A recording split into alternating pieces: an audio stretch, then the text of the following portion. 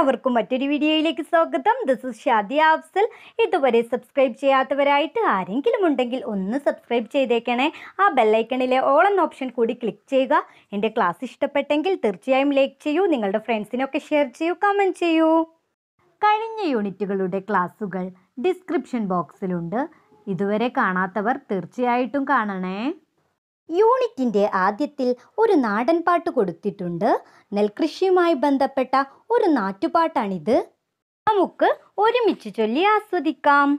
മരിമഴകൾ നനഞ്ചേ, ചെറുവയലുകളൊക്കെ നിറഞ്ചേ, പൂട്ടിയൊരുക്കി പറഞ്ചേ, ചെറുഞാറുകൾ കെട്ടിയെറിഞ്ചേ. മരിമഴകൾ നനഞ്ചേ, ചെറുവയലുകളൊക്കെ നിറഞ്ചേ, പൂട്ടിയൊരുക്കി പറഞ്ചേ, ചെറുഞാറുകൾ കെട്ടിയെറിഞ്ചേ. ഓമലച്ചെന്തിലമാല ചെറു കണ്ണമ്മ കാളിക്കറുമ്പി, വന്നു നിരന്നവർ നിന്നേ കെട്ടിഞ്ഞാറെല്ലാം കെട്ടിപ്പകുത്തേ. ഓമലച്ചെന്തിലമാല ചെറു കണ്ണമ്മ കാളിക്കറുമ്പി, വന്നു നിരന്നവർ നിന്നേ കെട്ടിഞ്ഞാറെല്ലാം കെട്ടിപ്പകുത്തേ. ഒപ്പത്തിൽ നട്ടുകരേറാന്നവർ കുത്തിയെടുത്തു കുനിഞ്ചേ, ഒപ്പത്തിൽ നട്ടുകരേറാന്നവർ കുത്തിയെടുത്തു കുനിഞ്ചേ. എന്താണ് ഈ നാടൻ പാട്ടിൽ പറയുന്നത്? മഴ പെയ്ത് വയലുകളെല്ലാം നിറഞ്ഞു. മഴ നനഞ്ഞ വയലുകൾ പൂട്ടിയൊരുക്കി. പിന്നീട് ചെറുമികളെല്ലാവരും വന്നു നിരന്ന് നിന്ന് ചെറുനാറുകൾ കെട്ടിയെറിഞ്ഞു പകുത്തു. ഒപ്പത്തിൽ നട്ടുകര കയറാൻ കുത്തിയെടുത്ത് കുനിഞ്ഞു നടാൻ തുടങ്ങി. അധ്വാനത്തിൻ്റെ മഹത്വം, കാർഷിക വൃത്തിയുടെ പ്രാധാന്യം എന്നിവ വിളിച്ചോതുന്ന കഥയാണ് മണ്ണിലെ നിധി. ഒരു റഷ്യൻ കഥയുടെ പുനരാവിഷ്കരണമാണ് മണ്ണിലെ നിധി എന്ന ഈ കഥ. എല്ലാവർക്കും കഥ കേൾക്കാൻ ഇഷ്ടമല്ലേ? എന്നാൽ നമുക്ക് പാഠഭാഗം വായിച്ചു നോക്കാം. മണ്ണിലെ നിധി.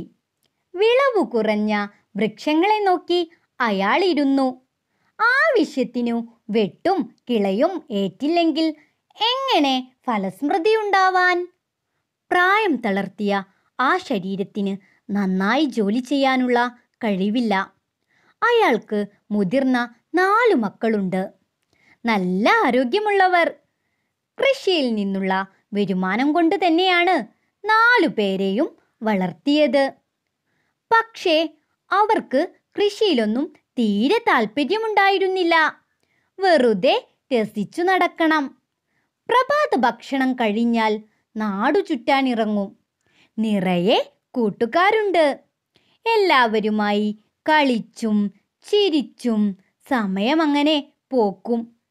ഉച്ചയൂണിൻ്റെ നേരത്ത് തിരിച്ചെത്തും, പിന്നെയും പോകും. തൻ്റെ കാലം കഴിഞ്ഞാൽ ഇവരെങ്ങനെ ജീവിക്കും? അയാൾ പലപ്പോഴും ആലോചിക്കാറുണ്ട്. ഒരു നാൾ ആ കർഷകൻ അസുഖം ബാധിച്ച് കിടപ്പിലായി. മക്കൾ 4 പേരും അടുത്തുണ്ട്. അയാൾ എല്ലാവരെയും നോക്കി പറഞ്ഞു, മക്കളെ, എനിക്കിനി ഏറെ നാളില്ല. ഞാൻ മരിച്ചാൽ പിന്നെ നിങ്ങൾ എങ്ങനെ ജീവിക്കും? ഞാൻ പറഞ്ഞതൊന്നും നിങ്ങൾ കേട്ടില്ല. പറമ്പിൽ പണിയെടുക്കാൻ നിങ്ങൾക്ക് അറിയില്ല. അതുകൊണ്ട് ഞാൻ ഒരു കാര്യം ചെയ്തിട്ടുണ്ട്. നമ്മുടെ പറമ്പിൽ നിങ്ങൾക്കു വേണ്ടി ഒരു നിധി കുഴിച്ചിട്ടിട്ടുണ്ട്. എൻ്റെ മരണശേഷം നിങ്ങൾക്ക് അതെടുക്കാം. അത് വിറ്റ് കിട്ടുന്ന പണം കൊണ്ട് സുഖമായി ജീവിക്കാം. അതുവരെ കഴിയാനുള്ളത് പത്തായത്തിലുണ്ട്. സൂക്ഷിച്ച് ചെലവാക്കണം. അച്ഛന് തങ്ങളുകൊണ്ടുള്ള കരുതൽ ഓർത്ത് അവർ സന്തോഷിച്ചു. കുറച്ചു ദിവസങ്ങൾക്ക് ശേഷം ആ കൃഷിക്കാരൻ മരിച്ചു. പത്തായത്തിലുള്ള നെല്ല് കുറഞ്ഞു വന്നപ്പോഴാണ് അച്ഛൻ പറഞ്ഞിരുന്ന കാര്യത്തെക്കുറിച്ച് അവർ ഓർമ്മിച്ചത്. നിധി, അത് കുഴിച്ചെടുക്കണം. നിധി എവിടെയാണ് കുഴിച്ചിട്ടിരിക്കുന്നത്? പറമ്പിലാണെന്നേ പറഞ്ഞുള്ളൂ. പറമ്പിൽ എവിടെ? ഏതായാലും കുഴിച്ചു നോക്കുക തന്നെ.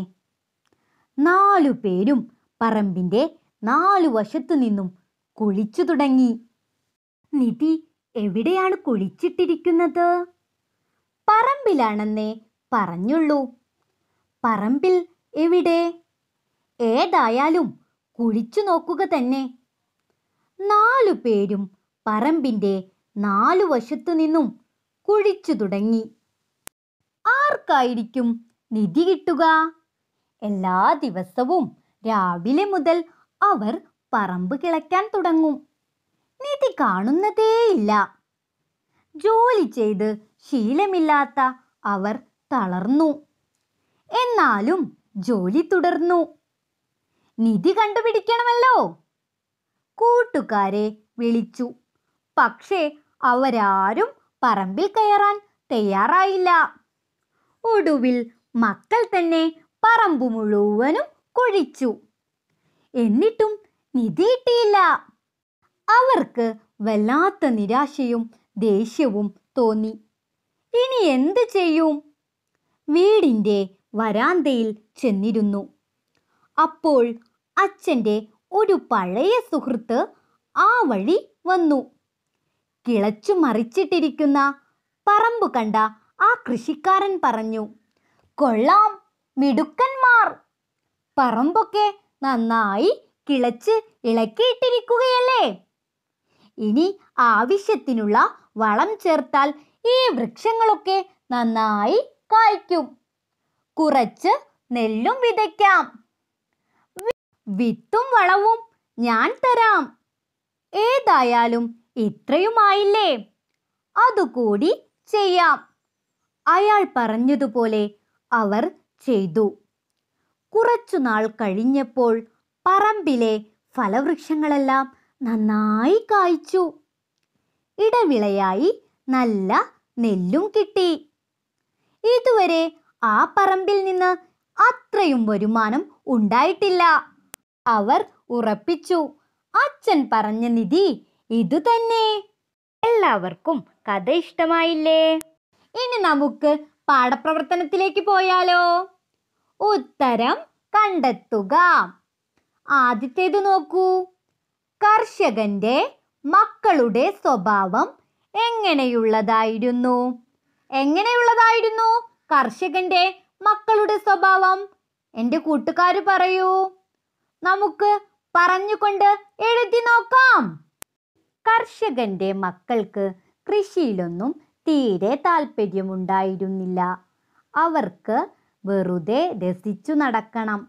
പ്രഭാത ഭക്ഷണം കഴിഞ്ഞാൽ അവർ നാടു ചുറ്റാനിറങ്ങും. അവർക്ക് നിറയെ കൂട്ടുകാരുണ്ട്. എല്ലാവരുമായി കളിച്ചും ചിരിച്ചും സമയമങ്ങനെ പോക്കും. ഉച്ചയൂണിൻ്റെ നേരത്ത് തിരിച്ചെത്തും, പിന്നെയും പോകും. ഇത്തരത്തിലുള്ള അലസമായ സ്വഭാവമായിരുന്നു കർഷകന്റെ മക്കളുടേത്. അടുത്തത് നോക്കൂ. കർഷകന്റെ പറമ്പിൽ വിളവ് കുറയാൻ കാരണമെന്ത്? കർഷകന്റെ പറമ്പിൽ വിളവ് കുറയാൻ കാരണമെന്താണ്? എൻ്റെ കൂട്ടുകാർക്കറിയാമോ? നമുക്ക് പറഞ്ഞുകൊണ്ട് എഴുതാം. പ്രായമായപ്പോൾ കർഷകന് അധ്വാനിക്കാനുള്ള ആരോഗ്യം നഷ്ടപ്പെട്ടു. മടിയന്മാരായ കർഷകന്റെ മക്കൾ അദ്ദേഹത്തെ സഹായിച്ചിരുന്നുമില്ല. ആവശ്യത്തിന് വെട്ടും കിളയും ലഭിക്കാത്തതിനാൽ കർഷകന്റെ പറമ്പിൽ വിളവ് കുറഞ്ഞു. അടുത്തത്, മക്കൾ നിധി കുഴിച്ചെടുക്കാൻ തീരുമാനിച്ചതെപ്പോൾ? എപ്പോഴാണ് മക്കൾ നിധി കുഴിച്ചെടുക്കാൻ തീരുമാനിച്ചത്? ഉത്തരമെഴുതാം. കർഷകൻ അസുഖം ബാധിച്ച് കിടപ്പിലായി. ദിവസങ്ങൾക്ക് ശേഷം കർഷകൻ മരിച്ചു.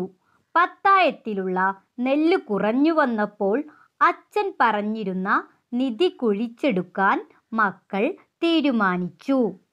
അടുത്ത ചോദ്യം, അവർ ഒടുവിൽ കണ്ടെത്തിയ നിധി എന്തായിരുന്നു?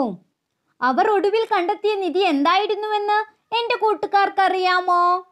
നമുക്ക് ഉത്തരം എഴുതി നോക്കാം. പറമ്പിൽ നിന്ന് നല്ല വിളവ് ലഭിച്ചതാണ് അവർ ഒടുവിൽ കണ്ടെത്തിയ നിധി. അടുത്ത പ്രവർത്തനം നോക്കൂ. കണ്ടെത്തി എഴുതുക. കർഷകന്റെയും മക്കളുടെയും സ്വഭാവ സവിശേഷതകൾ എഴുതുക. കർഷകന്റെയും മക്കളുടെയും സ്വഭാവ സവിശേഷതകൾ എഴുതാനാണ് എൻ്റെ കൂട്ടുകാരോട് പറഞ്ഞിട്ടുള്ളത്.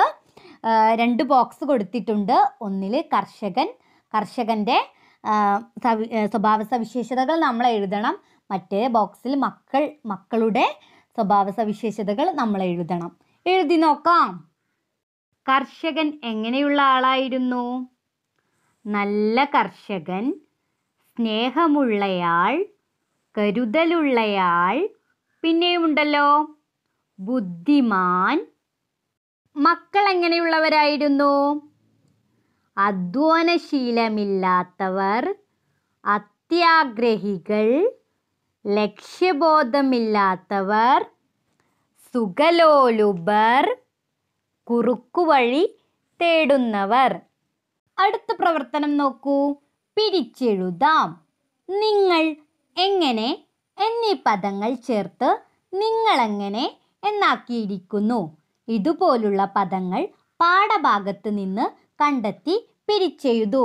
നിങ്ങൾ, എങ്ങനെ എന്നീ പദങ്ങൾ ചേർത്തിട്ട് നിങ്ങളെങ്ങനെ എന്നാക്കിയിരിക്കുന്നു. ഇതുപോലുള്ള പദങ്ങൾ നമ്മൾ പാഠഭാഗത്ത് നിന്ന് കണ്ടെത്തി പിരിച്ചെഴുതണം. എഴുതി നോക്കാം, കണ്ടെത്താം. നമുക്ക് ആദ്യം പാഠഭാഗത്ത് നിന്ന് കണ്ടെത്തി പിരിച്ചെഴുതാം. മക്കളുണ്ട്, മക്കൾ ഉണ്ട്. കൃഷിയിലൊന്നും, കൃഷിയിൽ ഒന്നും. ആരോഗ്യമുള്ളവർ, ആരോഗ്യം ഉള്ളവർ. ഫലസമൃദ്ധി ഉണ്ടാവാൻ, ഫല സമൃദ്ധി ഉണ്ടാവാൻ. പത്തായത്തിലുണ്ട്, പത്തായത്തിൽ ഉണ്ട്. കുഴിച്ചിട്ടിട്ടുണ്ട്, കുഴിച്ച് ഇട്ടിട്ടുണ്ട്. ഊണ് കഴിഞ്ഞ്, ഊണ് കഴിഞ്ഞ്. ചുറ്റാനിറങ്ങും, ചുറ്റാൻ ഇറങ്ങും. സമയം അങ്ങനെ, സമയം അങ്ങനെ. അടുത്ത പ്രവർത്തനം ആശയം എഴുതാം. വാക്യം പൂർത്തിയാക്കി ആശയം വിശദീകരിക്കുക. എല്ലുമുറിയെ പണി ചെയ്താൽ. ഈ വാക്യം നമ്മൾ പൂർത്തിയാക്കണം. എന്നിട്ട് ആശയം വിശദീകരിക്കണം. ആദ്യം നമുക്ക് ഈ വാക്യം പൂർത്തിയാക്കാം. എല്ലുമുറിയെ പണി ചെയ്താൽ പല്ലുമുറിയെ തിന്നാം. ഇനി ഈ വാക്യത്തിൻ്റെ ആശയം നോക്കാം. എല്ലുമുറിയെ പണി ചെയ്താൽ. എല്ലുമുറിയെ പണി ചെയ്താൽ എന്നതുകൊണ്ട് ഇവിടെ ഉദ്ദേശിക്കുന്നത് എന്താണ്? അതുതന്നെ, നന്നായി അധ്വാനിച്ചാൽ. പല്ലുമുറിയെ തിന്നാം എന്ന് പറഞ്ഞാൽ എന്താണ്? സുഖമായി ജീവിക്കാം. നന്നായി അധ്വാനിച്ചാൽ സുഖമായി ജീവിക്കാം. നന്നായി അധ്വാനിച്ചാൽ സുഖമായി ജീവിക്കാം എന്നാണ് ഈ വാക്യത്തിൻ്റെ ആശയം. കഠിനമായി അധ്വാനിച്ചാൽ തക്കതായ പ്രതിഫലം നമുക്ക് ലഭിക്കും. ഏത് കാലത്തും ദാരിദ്ര്യമില്ലാതെ ജീവിക്കാൻ കഴിയും. അടുത്ത പ്രവർത്തനം കഥ പറയാം. കർഷകൻ നിധിയെക്കുറിച്ച് മക്കളോട് പറഞ്ഞിരുന്നില്ലെങ്കിൽ എന്തായിരിക്കും സംഭവിക്കുക? കഥ വികസിപ്പിച്ച് ക്ലാസ്സിൽ അവതരിപ്പിക്കുക. കർഷകൻ മരിക്കുന്നതിന് മുമ്പ് നിധിയെക്കുറിച്ച് മക്കളോട് പറഞ്ഞിരുന്നില്ലെങ്കിൽ എന്തായിരിക്കാം സംഭവിക്കുക? നമുക്ക് കഥ എഴുതി നോക്കിയാലോ? പത്തായത്തിലുള്ള നെല്ല് കുറഞ്ഞു വന്നു. അതോടുകൂടി ആ സഹോദരങ്ങൾ അച്ഛൻ്റെ പറമ്പ് അയൽവാസിയായ തോമസ് ചേട്ടന് വിറ്റു. പറമ്പ് വിറ്റ് കിട്ടിയ പണം കൊണ്ട് അവർ തിന്നും കുടിച്ചും കളിച്ചും രസിച്ചും കൂട്ടുകാരോടൊത്ത് കൂത്താടി നടന്നു. കുറച്ചു ദിവസങ്ങൾക്ക് ശേഷം പണമെല്ലാം തീർന്നു. അവർ പട്ടിണി കിടക്കേണ്ട അവസ്ഥയിലായി. സഹായത്തിന് അവർ പല വാതിലുകൾ മുട്ടി. അവരാരും ആ സഹോദരങ്ങളെ സഹായിച്ചില്ല. കൂട്ടുകാരെല്ലാം അവരെ ഒറ്റപ്പെടുത്തി. പണവും പ്രതാപവും ഉണ്ടാകുമ്പോൾ എല്ലാവരും ഉണ്ടാകും, അതില്ലാതായാൽ ആരുമുണ്ടാകില്ല എന്ന സത്യം ആ സഹോദരന്മാർ പതിയെ പതിയെ തിരിച്ചറിഞ്ഞു തുടങ്ങി. അച്ഛനുണ്ടായിരുന്ന കാലത്ത് അവർ യാതൊരു ബുദ്ധിമുട്ടും അനുഭവിച്ചിരുന്നില്ല എന്നവർ കണ്ണീരോടെ ഓർത്തു. ബോധോദയവും തിരിച്ചറിവും അവരിലുണ്ടായി. എന്നാൽ എല്ലാം വൈകിപ്പോയി എന്നവർ ദുഃഖത്തോടെ ഓർത്തു. ഒരു ഗതിയുമില്ലാതെ സ്വന്തം കിടപ്പാടം വിൽക്കാൻ അവർ തീരുമാനിച്ചു. അന്നു രാത്രി ഉറക്കത്തിനിടെ ഇളയ സഹോദരന്റെ സ്വപ്നത്തിൽ അച്ഛൻ പ്രത്യക്ഷപ്പെട്ടു. എന്നിട്ട് പറഞ്ഞു, അധ്വാനിക്കൂ മക്കളെ, എല്ലുമുറിയെ പണിയെടുത്താൽ പല്ലുമുറിയെ തിന്നാം. ആ സ്വപ്നം ഇളയ സഹോദരനെ വല്ലാതെ സ്പർശിച്ചു. അവൻ മറ്റ് സഹോദരന്മാരോട് ഈ സ്വപ്നത്തെക്കുറിച്ച് പറഞ്ഞു. ഈ സ്വപ്നത്തിൻ്റെ പൊരുൾ മനസ്സിലാക്കിയ അവർ കിടപ്പാടം വിൽക്കുന്ന തീരുമാനം ഉപേക്ഷിക്കുകയും തങ്ങളുടെ അച്ഛൻ്റെ പറമ്പിൻ്റെ ഇപ്പോഴത്തെ അവകാശിയായ തോമസ് ചേട്ടനെ സമീപിക്കുകയും ചെയ്തു. എന്നിട്ട് തങ്ങളുടെ അച്ഛൻ്റെ പറമ്പ് കൃഷി ചെയ്യാൻ പാട്ടത്തിന് തരണമെന്ന് ആവശ്യപ്പെട്ടു. നല്ലവനായ തോമസ് ചേട്ടൻ ആ പറമ്പ് അവർക്ക് പാട്ടത്തിന് കൊടുത്തു. അവരുടെ ആത്മാർത്ഥത മനസ്സിലാക്കിയ അദ്ദേഹം കുറച്ച് പണം കൂടി അവർക്ക് നൽകി. വിളവെടുപ്പ് സമയത്ത് പാട്ട പൈസ നൽകാമെന്നായിരുന്നു കരാർ. ആ 3 സഹോദരങ്ങൾ അച്ഛൻ്റെ പറമ്പിൽ രാപ്പകലില്ലാതെ അധ്വാനിച്ചു. ആ വർഷം അവർക്ക് വമ്പിച്ച വിളവ് ലഭിച്ചു. കടം വാങ്ങിയ പൈസയും പാട്ടത്തിൻ്റെ പൈസയും അവർ തോമസ് ചേട്ടന് നൽകി. തുടർച്ചയായ വർഷങ്ങളിൽ അവർ തോമസ് ചേട്ടൻ്റെ കയ്യിൽ നിന്ന് തങ്ങളുടെ അച്ഛൻ്റെ പറമ്പ് പാട്ടത്തിന് എടുത്തു. 3 പേരും നന്നായി അധ്വാനിച്ചു. എല്ലാ വർഷങ്ങളിലും അവർക്ക് വമ്പിച്ച വിളവ് ലഭിച്ചു. അവർ പണക്കാരായി തീർന്നു. അവർ തോമസ് ചേട്ടൻ്റെ കയ്യിൽ നിന്ന് തങ്ങളുടെ അച്ഛൻ്റെ പറമ്പ് പണം കൊടുത്ത് തിരിച്ചു വാങ്ങി. പിന്നീട് അവർ അച്ഛൻ്റെ പാത പിന്തുടർന്നു. അച്ഛൻ്റെ വാക്കുകളും ഓർമ്മയിൽ വെച്ചു. അധ്വാനത്തിൻ്റെ മഹത്വം അവർ മനസ്സിലാക്കി. പിന്നീട് അവർ നാട്ടിലെ തന്നെ ഏറ്റവും നല്ല പണക്കാരായ കർഷകരായി തീർന്നു. ഇനി അടുത്ത പ്രവർത്തനം നോക്കൂ. പഴഞ്ചൊല്ല് പൂർത്തിയാക്കുക. താഴെ തന്ന പഴഞ്ചൊല്ലുകൾ പൂർത്തിയാക്കാനാണ് എൻ്റെ കൂട്ടുകാരോട് പറഞ്ഞിട്ടുള്ളത്. നമുക്ക് പൂർത്തിയാക്കിയാലോ? സമ്പത്ത് കാലത്ത് തൈപ്പത്ത് വെച്ചാൽ ആപത്ത് കാലത്ത് കാപ്പത്ത് തിന്നാം. വിത്തായം ചെന്നാൽ പത്തായം നിറയും. വേണമെങ്കിൽ ചക്ക വേരിലും കായ്ക്കും. കൃഷിയുമായി ബന്ധപ്പെട്ട് അറിയാവുന്ന പദങ്ങളെല്ലാം കൃഷി എന്ന് എഴുതിയിട്ടുള്ള പദസൂര്യന് ചുറ്റും നമ്മൾ എഴുതി ചേർക്കണം. നേരത്തെ തന്നെ അവിടെ 2 കൃഷിയുമായി ബന്ധപ്പെട്ട പദങ്ങൾ കൊടുത്തിട്ടുണ്ട്. ഏതൊക്കെയാണവ? വയൽ, കലപ്പ. നമുക്ക് കൃഷിയുമായി ബന്ധപ്പെട്ട പദങ്ങൾ എഴുതി ചേർക്കാം. പാടം, വിത്ത്, വളം, കൊയ്ത്ത്, ഞാറ്, മെതി. എല്ലാവർക്കും എൻ്റെ ക്ലാസ് യൂസ്ഫുൾ ആയെന്ന് വിശ്വസിക്കുന്നു. നിങ്ങളുടെ സംശയങ്ങൾ, അഭിപ്രായങ്ങൾ, നിർദ്ദേശങ്ങൾ എല്ലാം നിങ്ങൾക്ക് കമൻറ്റ് ബോക്സിലൂടെ അറിയിക്കാവുന്നതാണ്. ഇതുവരെ സബ്സ്ക്രൈബ് ചെയ്യാത്തവരായിട്ട് ആരെങ്കിലും ഉണ്ടെങ്കിൽ ഒന്ന് സബ്സ്ക്രൈബ് ചെയ്തേക്കണേ. ആ ബെല്ലൈക്കണിലെ ഓൾ എന്ന ഓപ്ഷൻ കൂടി ക്ലിക്ക് ചെയ്യുക. എൻ്റെ ക്ലാസ് ഇഷ്ടപ്പെട്ടെങ്കിൽ തീർച്ചയായും ലൈക്ക് ചെയ്യൂ. നിങ്ങളുടെ ഫ്രണ്ട്സിനൊക്കെ ഷെയർ ചെയ്യൂ, കമൻറ്റ് ചെയ്യൂ. താങ്ക്